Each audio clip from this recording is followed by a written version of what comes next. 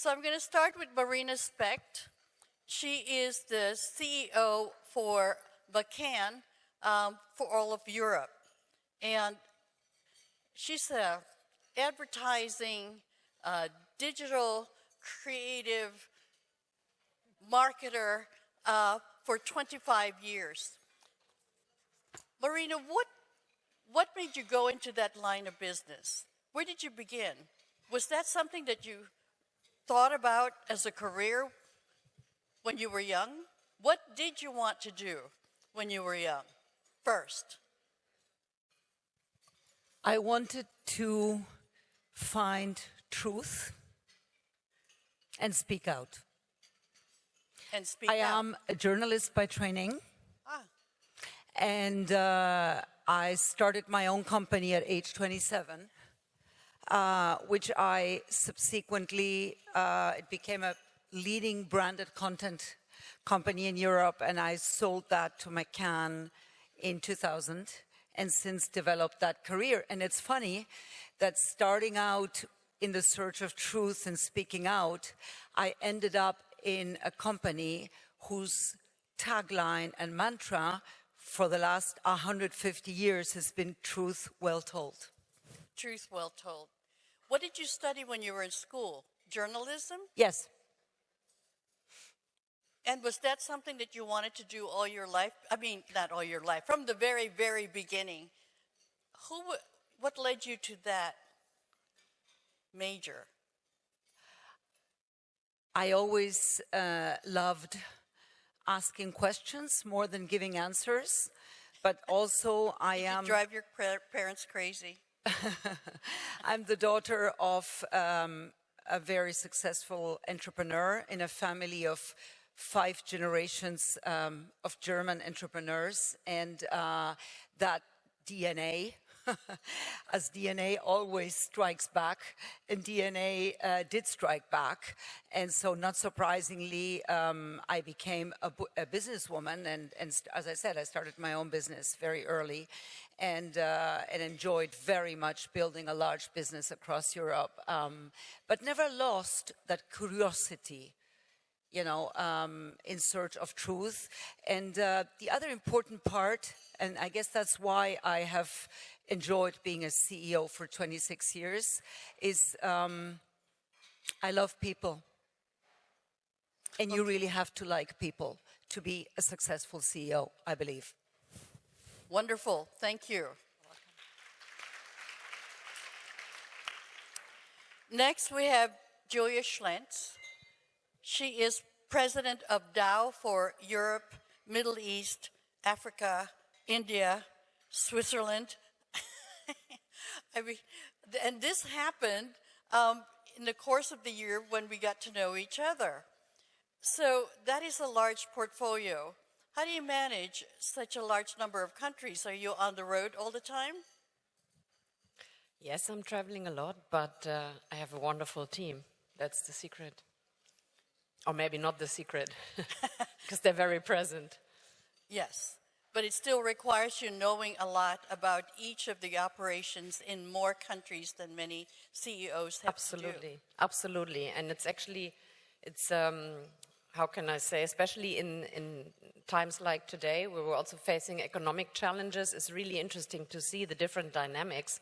When you think about Europe, you think about India, a growth region, you think about Africa, you also have very different cultures, but at the same time, we're all united in the values, actually, that we live for. So that's really nice to see. Yeah.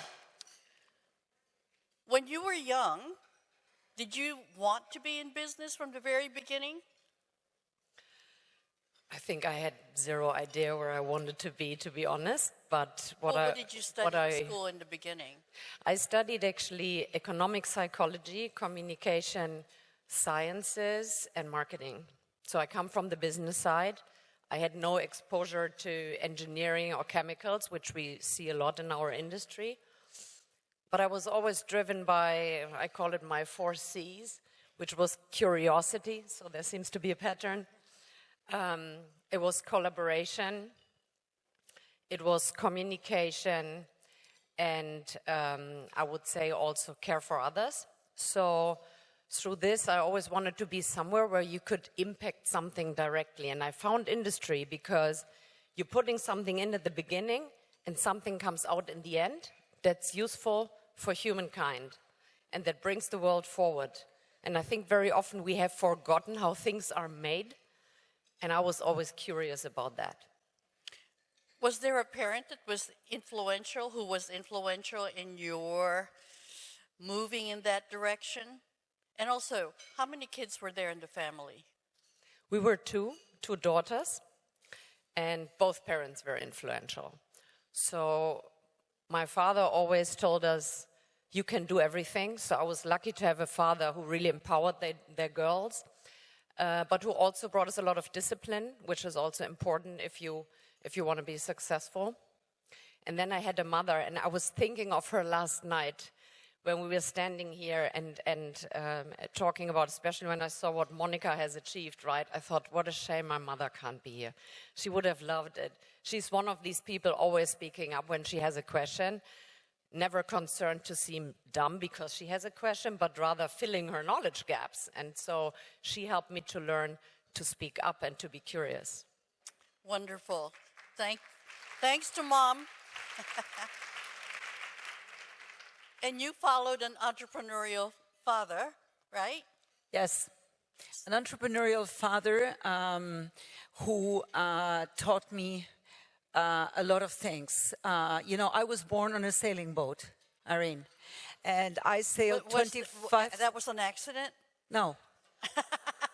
No. So your mom They went were on sailors. board, Yes. and knowing she might give birth, on that boat? That's right. And my parents were, very engaged sailors. And so I was lucky to sail 15, 20,000 miles with my family, with my parents under the age of 20. And pretty much everything you need to know about leadership and business, I learned as a very young girl sailing. Okay. That's new training I hadn't heard about. You hadn't heard about that one. Born on the boat? That's why my name is Marina, by the way. That makes sense. Thank you. Interesting parents. No, I keep talking about parents because that's where we came from, right? It matters who raises us, how they raise us, because we carry that forward whether we think we're not or are. So Bettina Orlopp is CEO, one of the largest banks in Germany, Commerzbank. And I had heard so much about her, they said, you have to meet Bettina. She is really a very different kind of CEO. In what way do you think they thought of you as a different CEO? Well, first of all, I'm the first female CEO of a large German bank. That probably makes a difference.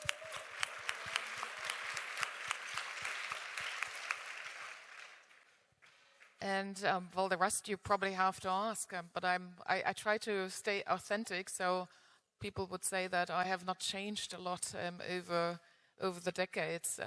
So they did say that. Yeah. Authentic, accessible, not queenie. And we know what that means. I wanted to ask you about your upbringing. Was finance something in your bloodstream, or that sort of came later? No, it was pretty much in there. I followed also a little bit, seems to be the story here, the path of my father, actually. So I joined McKinsey. I was second generation partner with McKinsey worldwide. Really? Because my father was also a McKinsey partner. And so I learned a lot about business life when I was small. I studied finance. I did a PhD in finance. I nearly spent all my career in banking, so it was basically a very automatic thing to end up in a bank. Probably not leading it, that is not something you plan, but at least ending in one. Do you have children? Yes, I have two, 21 and nearly 20, a boy and a girl. And your career grew as they grew, right? So what was helpful to you in terms of balancing the two? my husband. Always pick the right spouse, I would say. Very important for a career. So we really did it together. Then I have spent lots of money into childcare, support, etc. The kids themselves, so they accepted, they are now also studying business, so apparently history goes on. Well, you're one of a number of women during this summit who has said, find the right partner if you're going to have a successful career. And clearly you found one. Were you the eldest in the family? No, I have an elder brother. Ah, okay. Thank you so much. Bettina Orloff.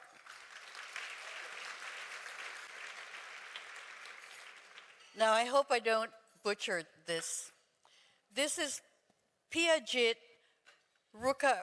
Rukariyapong. Yes. Did I do that? Yeah, you do it correctly. Thank you, thank you. She is CEO of a publicly listed company called Sapi in Thailand, and it exports drinks, other beverages all over to 100 countries. She was named one of Forbes Asia's Power Business Women of 2023, and she was also named Young Rising Star CEO from the Stock Exchange of Thailand. Yeah. It's a family-owned business, or began as one? Yeah, it's a family-owned business, yes. But I didn't start with the families. Okay, well, tell us a little bit. Well, I started my career in banking. My first bank is actually Deutsche Bank.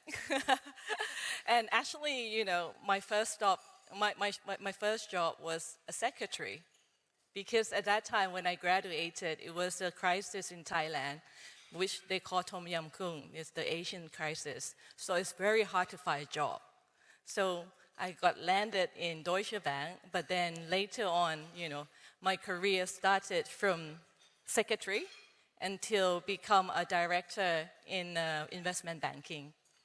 Was that Barclays?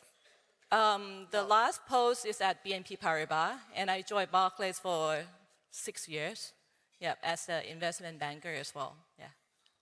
So the same questions, a little bit about your family, because clearly they're very, very important in terms of the company. Tell us a little bit about the family. Actually, we come from a very humble background. My family is a second Chinese immigrant generation, born in Thailand. We start off with the snack business. You know, at that time, you know, we just start cooking our product in the kitchen and then selling it out throughout Thailand. Then when the second generation came in, I actually, you know, one of the 4 children. I'm the only daughter. So, you know, I've been surrounded by all the men, all the boys. So, you know, I'm not very ladylike. But since the second, yeah. How many in the family? 4 of us. So where are you in the 4? I'm the second. And the rest are all boys? The rest are all boys, yeah. Yeah, that's a good upbringing. Yeah, we need to be tough. I'll fight with them all the time, so. Still? Sometime. We're living in harmonize. So if there was an eldest brother, how did you end up leading the company? Well, when the second generation came in, my elder brother was the CEO of the company. I got called back from my parents to, because at that time we have a project to bring our company into the public listed, because they saw that I have an investment banking background.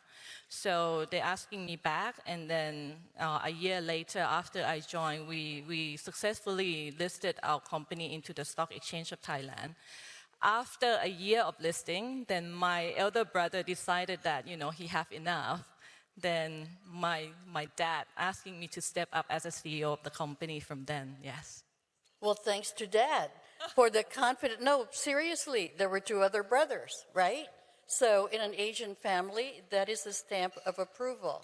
Yes. So congratulations. Thank you.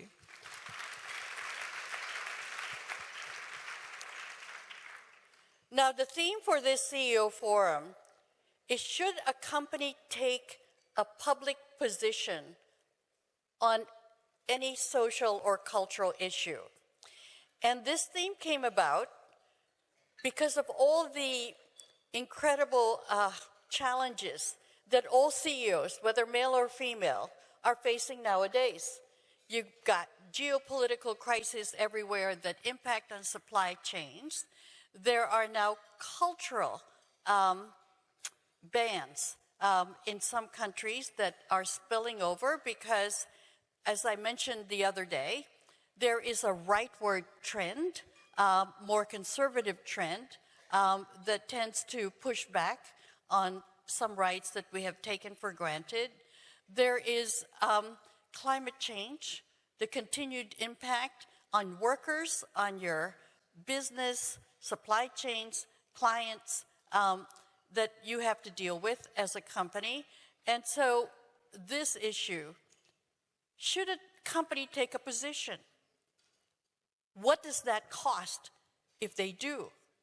A long time ago in the US, companies turned to green policies even before any government laws.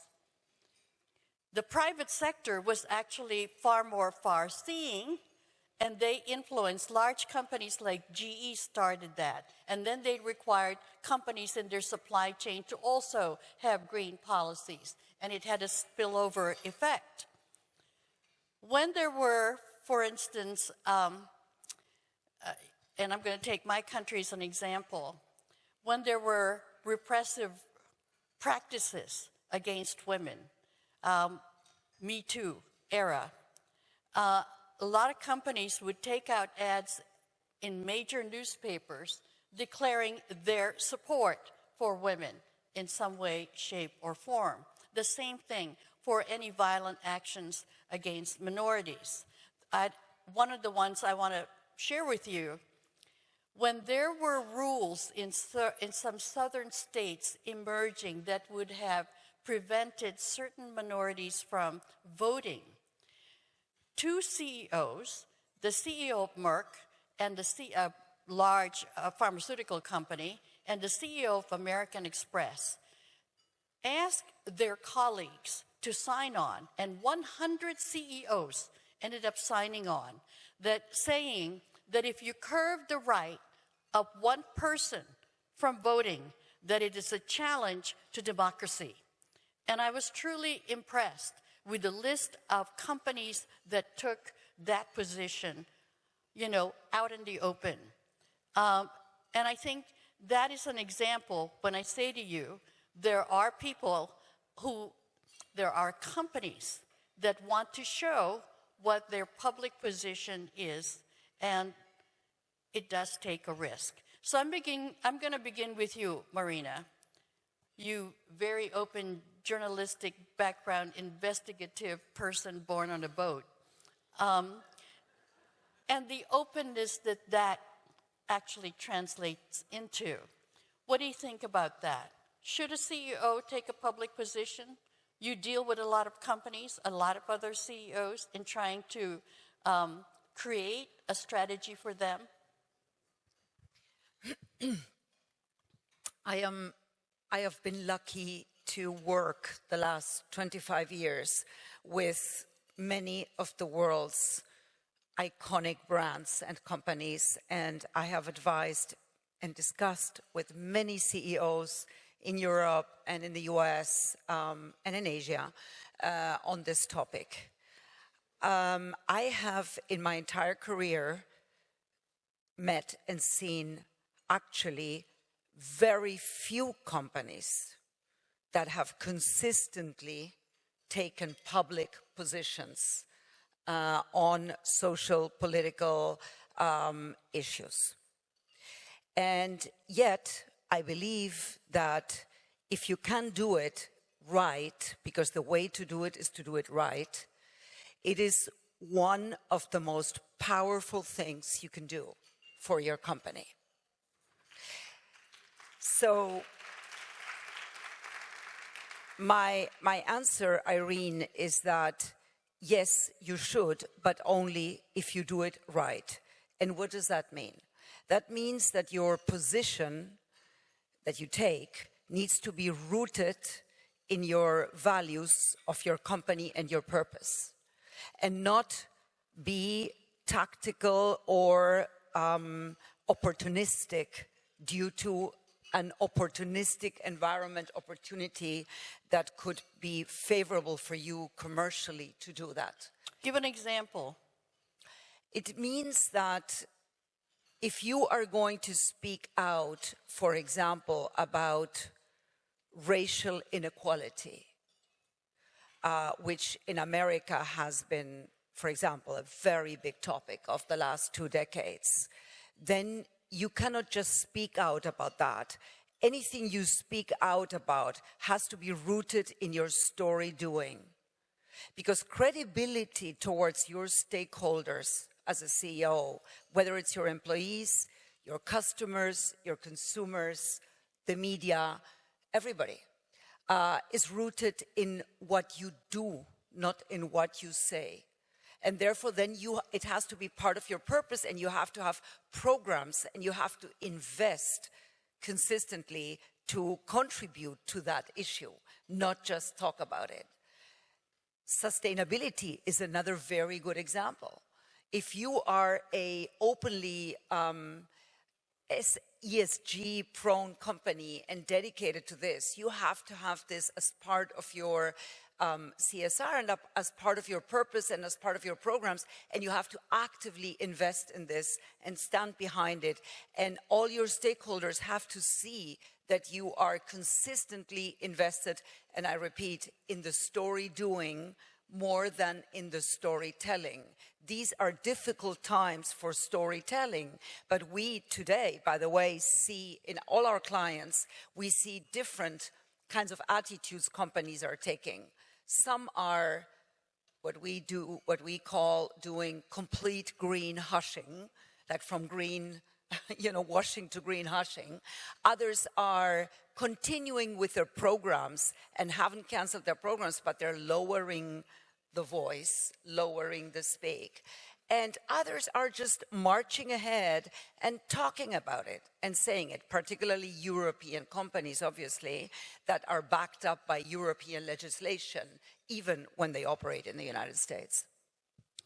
Thank you. And at Dow, I'm sure ESG policies are very much in the forefront. Sustainability and all that was something that was there to be considered even before these times.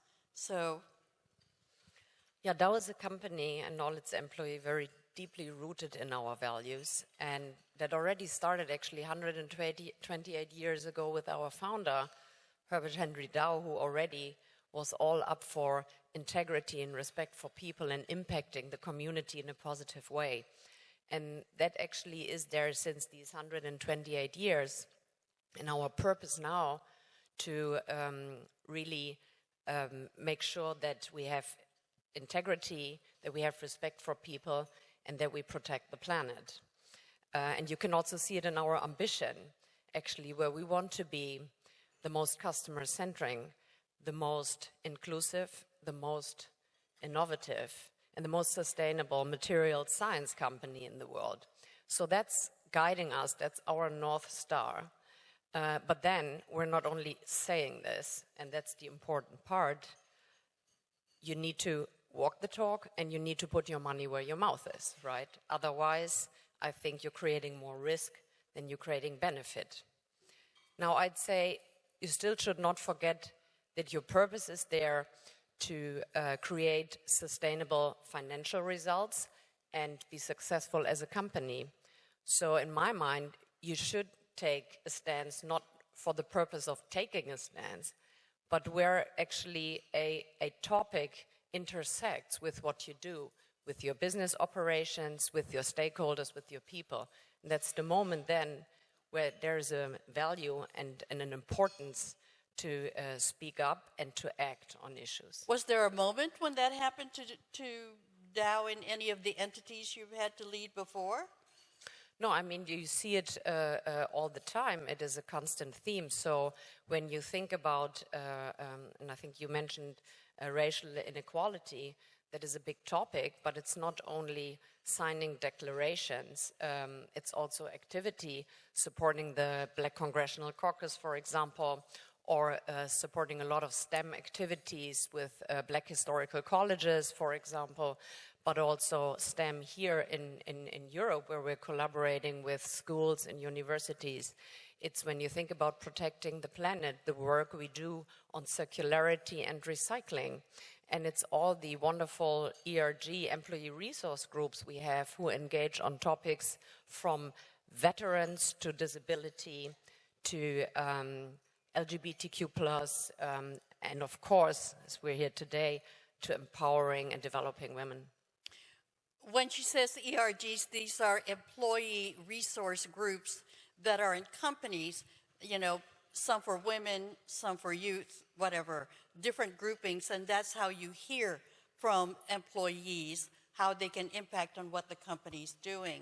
And what about you, Bettina? What are your thoughts?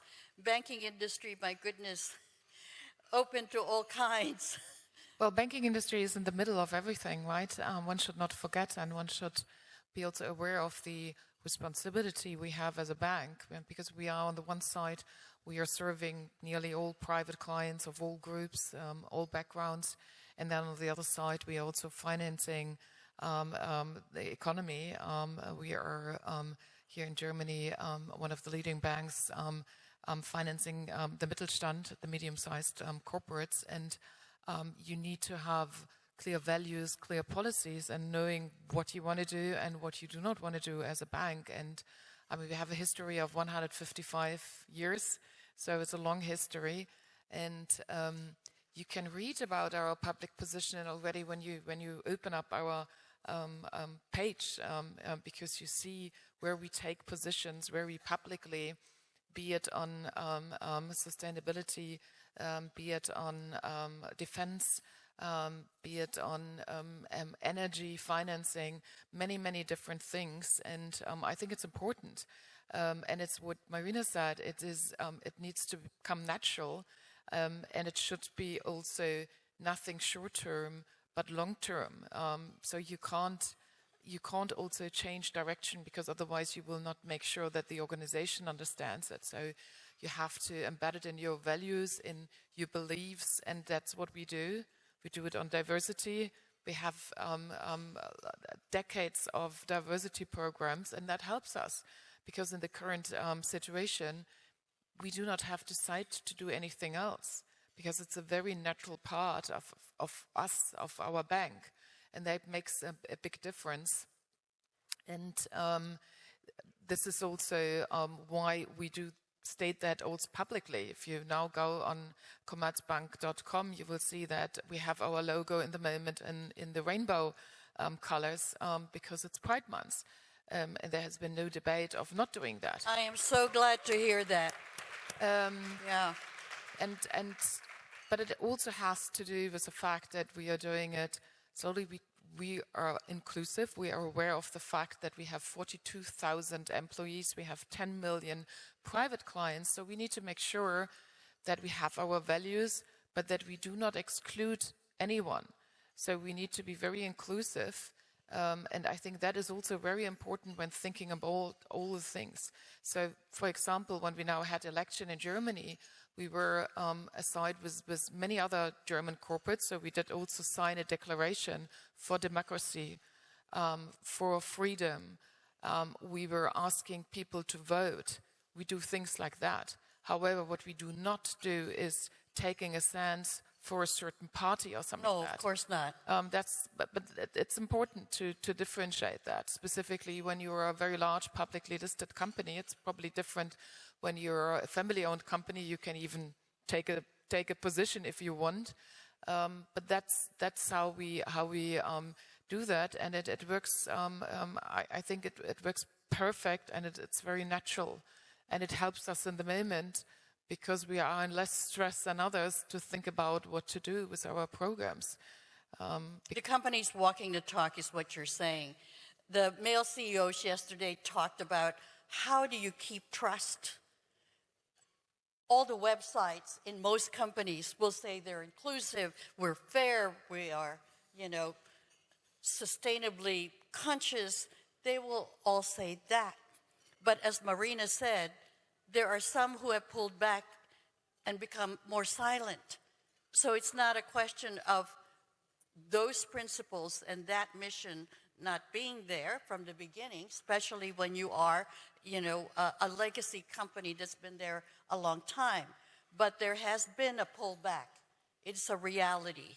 And I'm so glad for the public commitment, that the bank has made through you, because Banking you are is- the current, leader of the bank, and that makes a difference. And banking is all about trust, so we are an expert in that. A bank without trust cannot exist. So I think we are very well aware of the fact on how you have to preserve that, how you have to earn that, and how you have to prove that day by day. Otherwise, a bank, a financial institution, is in deep trouble, I can tell you. I can just imagine. And Piaget, what is your take on this whole discussion? How does it impact where you are at all? Oh, I think taking a public stand is very important to the company. For us as a SAPE, we think that doing a public stand is representing, what is our value, what we're standing for in a society or in an organization. For us, we actually, we do this stand based on our 3 values that we have in our organization. One is innovation. Second is empowering. Third is diversity, equality, and inclusivity. What we do on that 3 values, one is the innovation. We are one of the leading non-alcoholic beverage in Thailand. We believe that through innovation, we can empower a lot of things. The first product that we launch out in the market is we create a new categories of beverage called snack drinks. A lot of people here will probably don't know what snack drink is. It's a drink that you need to chew. So when you drink it, you have some little pieces that you need to chew while you're drinking. So it's create a different sensation for the consumer. The second product that we launched out, which we launched it 20 years ago, is a functional drink for women, which under the brand Sape Beauty Drink. The thinking behind this is to empower all the women. We're saying that all the women are the caretakers. We're always taking care of everyone. We want them to come back and think of themselves. How would they be able to care for themselves better, for us to nurture others in a better ways? And last year, we just launched out a new campaign of self-love. The thinking behind this campaign is that we don't have to be validated by anyone in the world. We should not wait for anyone to love us. We should start loving ourselves first.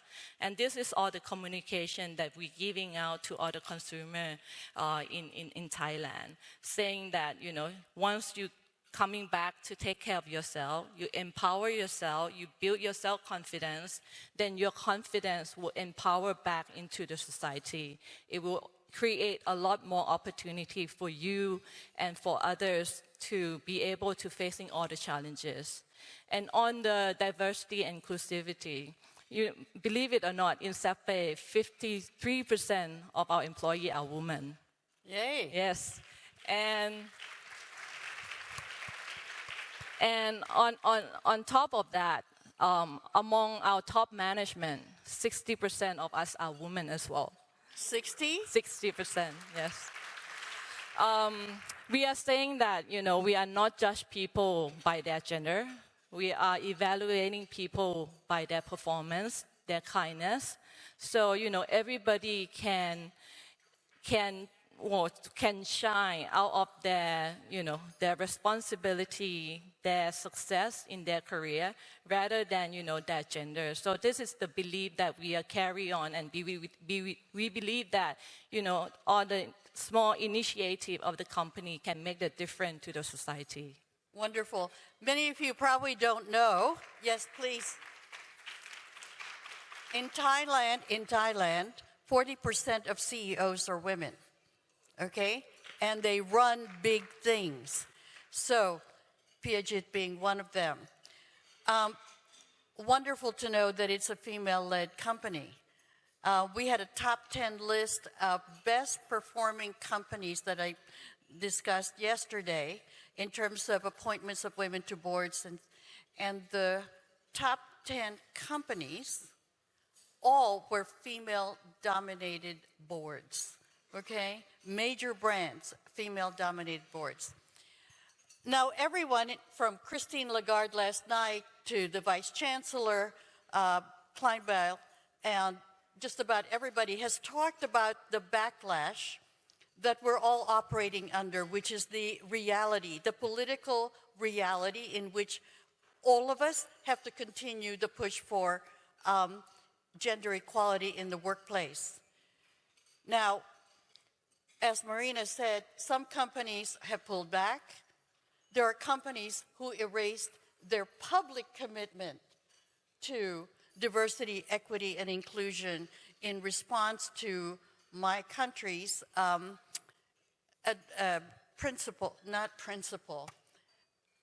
my country's current administration ban on discussing diversity, equity, and inclusion. You're not allowed to use the word woman, only male or female. All those words, diversity, equity, and inclusion, and you're not supposed to say sustainability. This is a reality, okay? And I'll give you two companies as an example. The shareholders of Apple and Costco voted to want the company to state its recommitment to diversity, equity, and inclusion, which I thought was amazing model. So the question is, who should make this decision? Is it shareholders, senior management, the CEO, in terms of taking a position on a critical issue like this that impacts on half of the population of every country, whether it's Germany or the United States? Should it be shareholders, should it be management, or should just, because in other instances in the US, it's been a management decision to pull back, to get rid of their vice presidents for diversity, their vice president for sustainability. So, Marina, I start with you. I believe it's first and foremost a CEO decision, and you have to stand for it, and it has to be backed up by the board, obviously. But I think it's a good practice to co-create the content together with your internal stakeholders about what you're going to do. And I'm going to give an example. Yeah, please. Whether, when there is a big public issue, whether you speak out and whether you fundamentally back that up, whether you do what Mark Benioff from Salesforce is doing, which is publicly standing up for LGBTQ, and Salesforce is a big American company. And I love what he's doing and how he's, still standing up there and putting all the voice and the investment and everything behind it. This, you have to, as a CEO, embody that. There is no, that's why you are the CEO, come on, right? You just have to be brave and you have to decide what you're gonna do. But I'll give you an example. We have a program at McCann called A Day for Meaning. Twice a year, we stop the company for an entire day. We are 24,000 people around the world, and we dedicate all our resources on that day around the world to not work for clients, but to create programs, ideas, and initiatives to help solve for societal problems. And so, you can actually decide what your focus and your investment is going to be with the ideas that your people come up with. And I think that's a very good way of conveying those values and that decision to the people who work with you. Because don't forget that the people who work with you, each of them is also a spokesperson. Each of them is also a representative of who you are as a company. Each of them is someone in social media.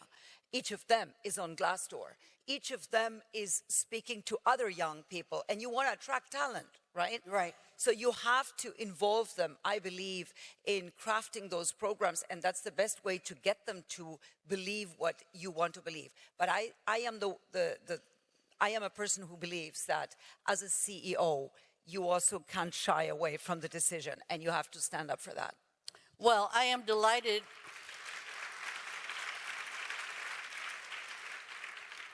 I was also delighted to see the Salesforce CEO come out publicly to restate what they already were doing supporting LGBTQ community, because in my country, that community has been targeted, specifically through transgender people, which I think is a dog whistle for the entire LGBTQ community. And so I was delighted to see that. It was also good that the Marriott CEO also publicly stated their commitment, since we're in a Marriott. So for every CEO who comes out and says, you know, we're not going to change, that's where we are. It's the difference between a website and a CEO saying it. Now, everybody here has said it's your actions that really matter, whether it's your employees or the programs that you support, you know, or the women, how many of them are in your leadership. But right now, because it is a period of backlash, what is said publicly does matter. Julia. No, absolutely. And as I said earlier, you know, if it's about your values, if it hasn't just been a trend for you or a marketing gag, you know, then that's what you continue to stay committed to. It's your values, and any action statement you make is a natural extension of that, right? We celebrate Pride Month because we want that everybody in our company feels that they belong and that it is a company for all. So that's a natural, logical consequence that then you celebrate that month, right? So I think it's even more important these days. If you look at the Edelman Trust Barometer, for example, you can actually see that companies now are seen as the major source of trust, you know. It's actually interesting, yeah, if you think about that. And so it's very, very important that we stay true to the values long term. Thank you for bringing that up.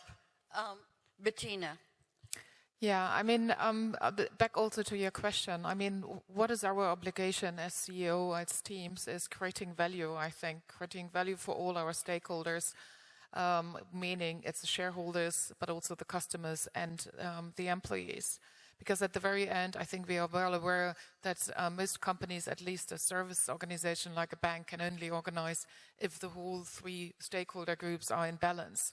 So we need the shareholders to provide the capital, otherwise we can't do what we do. We need the customers, because otherwise we will not have a business model, very simply speaking. And we need to have very committed and dedicated staff and talented staff to make sure that the whole business model is working. And we have we have the conviction that you can only create that if you have diverse teams, because they create value, and that is diversity with respect to background, with respect to international backgrounds, with respect to age, but also with respect to gender.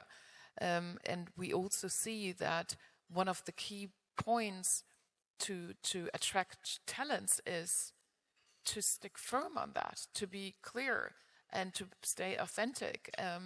We also, and I have to say that we are always compliant to regulatory frameworks, and we have to be in all the countries. It is something, it's an obligation which we all have, but within this boundary, you can do a lot, and you should do a lot, and stick to your values. And I think it's also important for the culture, because we experience in the moment a rather difficult phase in the bank because of some things. But we have a very strong culture. We have this proud to be yellow. My heart beats yellow. That's for Commerzbank, and it's so important. And I think one point why we have that is that we have a culture which is not changing, which is a fighting culture and which is a supporting culture and which is a one-team culture, and that's all about inclusion. That you make sure that you include all people. We have 120 nationalities in our bank. We need to make sure that we are inclusive. We have 50% females in the workforce. We need to be inclusive. We are not as good as you are with respect to leadership, but at least we have 38% female in leadership, which is already the right step. And we will continue this effort, and I agree. I mean, with diversity programs, I always said that when I was even a consultant with McKinsey doing Women Matter studies, I always said if the CEO is not convinced, you will never get it done. So it's a CEO who stands out, who needs to support programs like that. Thank you. Yeah, I think for us as a SAPE, we believe that the key initiative will only be impactful if there's an engagement in all our stakeholders. So gathering feedback and 360-degree on their communication is very important to us. We engage all our stakeholders into the input of our initiative. For example, our shareholders. We normally have annual shareholder meeting every year. On top of that, we have online meeting with our investor every quarter. So they are free to give some initiative to us. Second, consumer is very important. For us, we also trying to be engaged with consumer. We're trying to get the initiative, what is value to them through the survey as well as social listening. So we actually do a lot of social listening online to see, what our consumer value at this moment, what is dear to their heart, what initiative that the company or the brand should stand up for. That's also very important. Another important part is our employees. The employees in our organization is a very flat organization, and we encourage all our employees to have free speech with respect.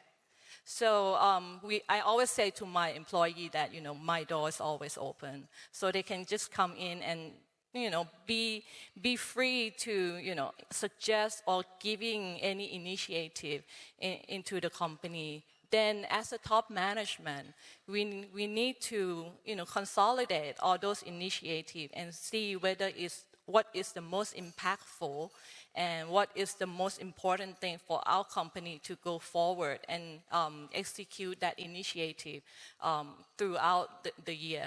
So that's the process that we do in SAPE. Do they really walk in just to your office? No, because it's a very respectful culture. I mean, we're very junior staff, probably not.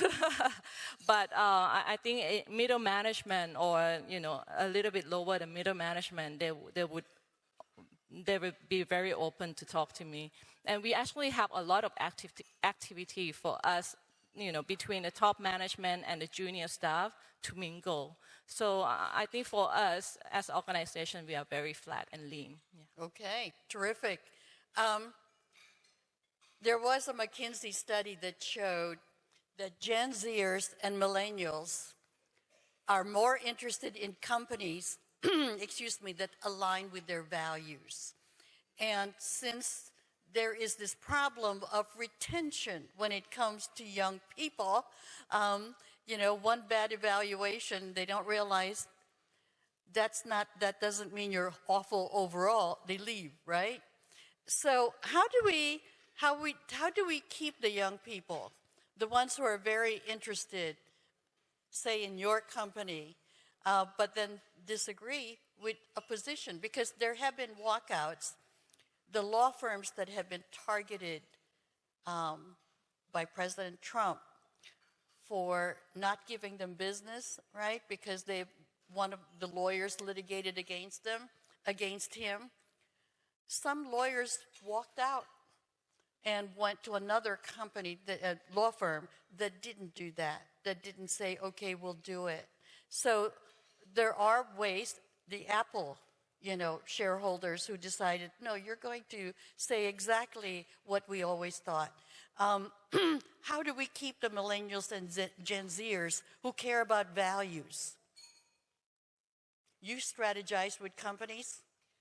Well, you keep them by having values, first of all. How about that? That are visible. How about that? And then living by them. Not having them written on some website or somewhere, but living by them. And living by them means that key people in the company at all levels that have visibility have to live day by day and take decisions that are coherent with these values, and people have to see it. Again, story doing over storytelling. It is what it is, Gen Walking Z, the talk. yeah, walking the talk. And Gen Z, more than any other generation, acts like that. And also, again, the importance of Gen Z is that all of them are a medium. All of them share on social all of the content, which is, they have a power to convince other peers to join your company that, is not to be neglected, I believe. Mm-hmm. Yeah, I think that's an important point, because they will not only talk about what you do, but also what you don't do, right? And I think with the millennials or younger, we don't get easily away if we don't walk our talk. We also see that we have more dialogue and more debates to bring them also along. Why are we doing what we do? And why does it matter for them where they are? And then I think we also have an important opportunity, but also responsibility. With social media, you have a lot of opinion bubbles, right? Where you more and more see that people evolve around one single opinion. And in your workplace, you actually don't really get to choose who's next to you, right? You get together with a set of very different, diverse people with diverse opinions. But as we saw, corporations are also a place of trust. That's the opportunity for us also to foster dialogue. Typically also in corporations, dialogue is more respectful, especially if you have a culture like we have, or like you just said, it's all about dealing respectfully with one another. We're a material science company. A lot is about facts, right? So we actually have a very, very good opportunity to help people get out of opinionated bubbles and exchange, listen to each other with respect, and maybe overcome the one or the other bias. And I guess that's not only important for millennials, but it's a huge opportunity we should not let go. Well, a lot has been said. I mean, staying authentic, sticking to your values, executing and listening to the people, and over-communicate. I think over-communication is always important. You can't communicate too little. You always... because it's too much, because you can only communicate too little. And that's specifically true for the younger ones who want to be involved. They want to be activated, they want to be part of it. And I think the best thing is to make them part of the networks, to make them part of the initiatives, and engagement. To give them engagement, to give them a meaning, and then you can also keep them. But it's not only, I mean, I have the feeling it's not only important for the young talents. I feel that there is a need for that across the generations, to say it like that. And it's an important factor for many people, at least in our company. For any company, how do you engage the boomers with the Gen Zers and the millennials? Well, a lot about, first of all, by working together. They're all together in a team, and that brings us back to the question on what's the best way on working together today. We have probably one of the most flexible mobile working policies you can think of, because the teams can decide. We only want them at least to have one team day, but and the rest they can decide. But we also say that there is the target to stay 2 to 3 days in the office, to form the culture, to make sure people meet, that young people are trained by senior ones, and it's working out pretty nicely, but it's fully flexible, so it's a decision by the different teams. this working together, I think, is an important one. Trainings are another one. Also, I mean, having it written down so people can read it, making trainings on it is important. We have a code of conduct, as probably everybody else, Yellow Compass, and you need to have that to make sure that they find that and that they see it. And we also reiterate that in town halls, in get-togethers, and but just actions. We also want to have a thank you culture. So we do a lot of thank yous, gatherings, and things like that to I like value that. what people do. We have the rule that when we see someone did something well in the board, someone is calling up this person. It's not money or something. It's just a call by the CEO or by someone else saying, "Oh, I heard you did a great job. Thank you very much for that."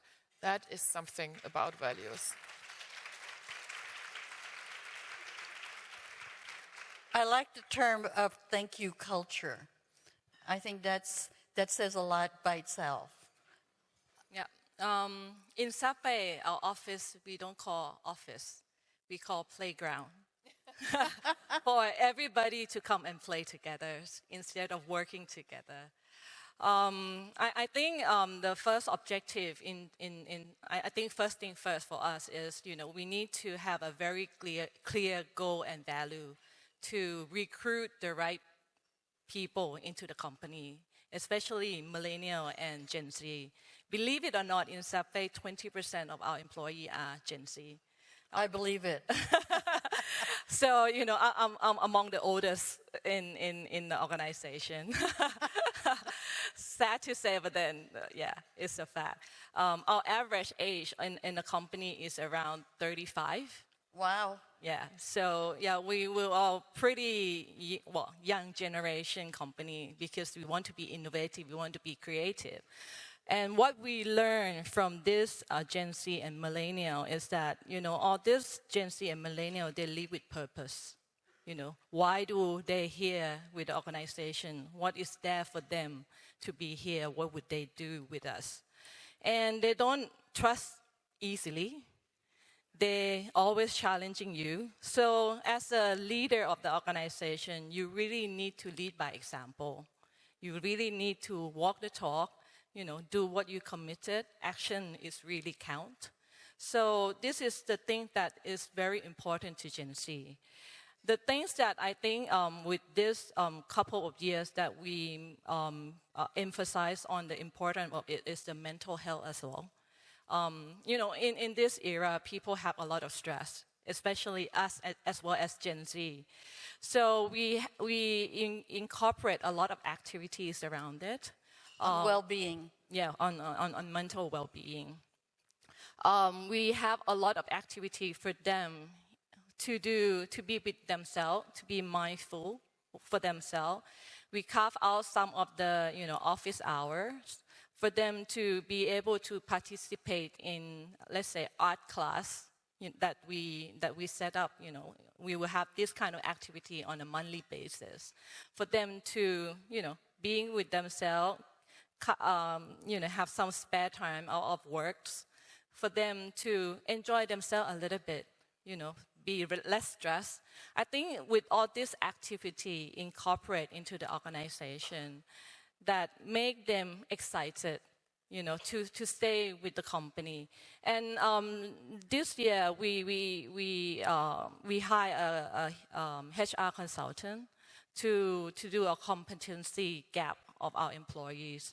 What we learned from them was that through that survey, all the employee doesn't only